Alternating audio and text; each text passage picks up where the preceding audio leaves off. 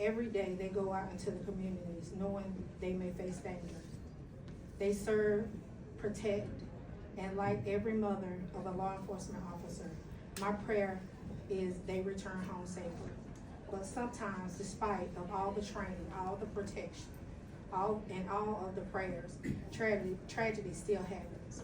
On May 1st of this year, my son's close friend and mentor, Master Trooper Stephen J. Perry of North Carolina State Highway Patrol, was killed when his patrol vehicle was struck head on by a wrong-way driver on the Durham Freeway.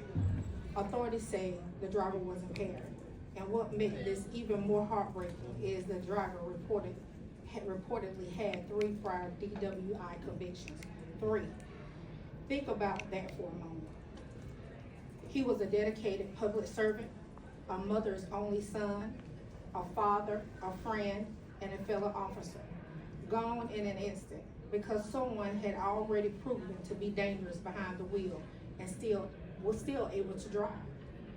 Trooper Perry's death was a tragic accident that could have been prevented. That is why we are here today. We know that ignition interlock devices work. These devices stop drivers who has been drinking from starting a vehicle. They are one of the most effective tools we have to prevent drunk driving offenses to save lives. House Bill 1199 will require ignition interlocks for all DWI offenders in North Carolina. Not some, all offenders.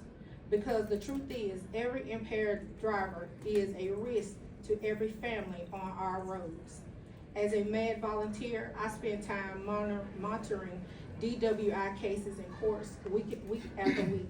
I see the steady stream of lives disrupted by drunk driving, grieving families, repeat offenders, overwhelming courtroom, and law enforcement officers forced to respond again and again, tragedies that never should have happened. And my sons will tell you firsthand, preventing drunk drivers before it happens means safer roads, not only for families, but for officers and first responders who put themselves in harm's way every single day. This legislation is practical, it is proven, and it is affordable.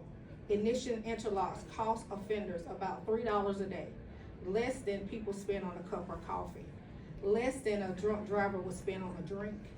Financial assistance is already available for low-income drivers.